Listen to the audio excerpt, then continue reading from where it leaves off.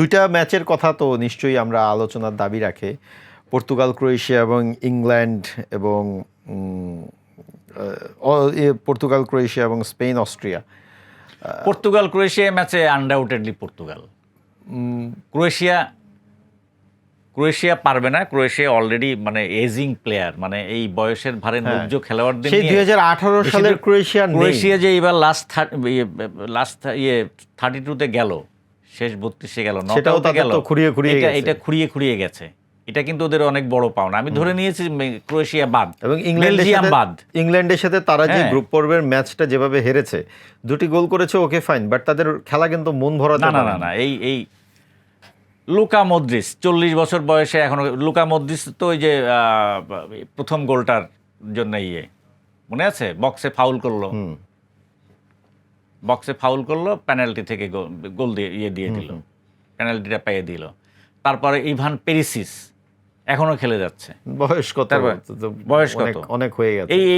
এই দল নিয়ে বেশি দূর যেতে পারে। পর্তুগালের এগেনস্টে আমার মনে হয় পর্তুগালের এই ম্যাচে ক্রিস্টিয়ানো রোনালদোর আবারও একটা মানে জ্বলে ওঠার একটা সুযোগ থাকছে এবং মনে হয় 4-2-3-1-এই এই ম্যাচে রবার্তো মার্টিনেজ রাখবে টিমকে এবং ক্রিস্টিয়ানো রোনালদোর উপর এক ধরনের একটা স্পেস ক্রিয়েট করে তাকে না, ক্রিস্টিয়ানো রোনালদো অবশ্যই আমার মনে হয় যে যেহেতু ক্রিস্টিয়ানো রোনালদো লাস্ট ম্যাচটায় গোল পায়নি, তাই না, প্রথম ম্যাচে গোল পায়নি, দ্বিতীয় ম্যাচে গোল পেল এবং হ্যাটট্রিকই বঞ্চিত হয়েছেন রোনালদো।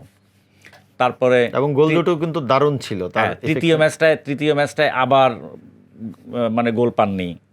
তো ক্রিস্টিয়ানো রোনালদোকে তো আমরা কি বলি, নেভার এন্ডিং একটা মানে চরিত্র, যার কখনো শেষ বলে আমরা কিছু বলতে পারি না। 41 বছর, অ্যাকচুয়ালি প্রায় 42 বছর, 42 বছর বয়সে যেভাবে খেলে যাচ্ছে, আর এখন তো বেশি স্পেস নিয়ে তার খেলার সুযোগ নেই।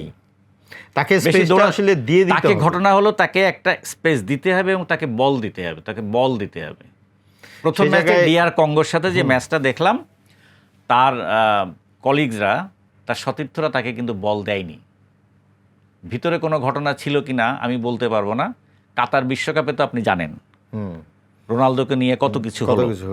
হ্যাঁ, বলা হচ্ছিল সেইখানে তো আমি আর আপনি এটা তো পরিষ্কার যে দাদা, আপনার মনে আছে কিনা, আমি আর আপনি আলাপ করছিলাম পর্তুগালের ম্যাচের দিন যে ম্যাচ শেষে খেতে যে হচ্ছে গিয়ে রোনালদোর মনে হয় মানে ক্যারিয়ারটা শেষ হয়ে গেল কিনা। তো সেখান থেকে আবারও আমরা একমত হয়েছিলাম ফার্নান্দো সান্তোস। হ্যাঁ, ওই যে এটা হয় কি, অস্ট্রেলিয়া একটা থিওরি আছে কিন্তু অস্ট্রেলিয়া ক্রিকেটে, আমি ক্রিকেটটায় আসছি, সেটা হলো একজন ব্যক্তি যখন দলের চেয়ে বড় হয়ে যায়, সেই দলটা কিন্তু ভোগে কখনো কখনো।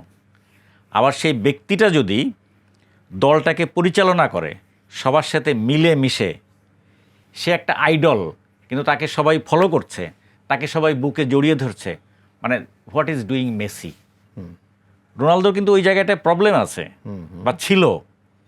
প্রথম ম্যাচে সেরকম ঘটনা ঘটেছে কিনা আমি জানি না।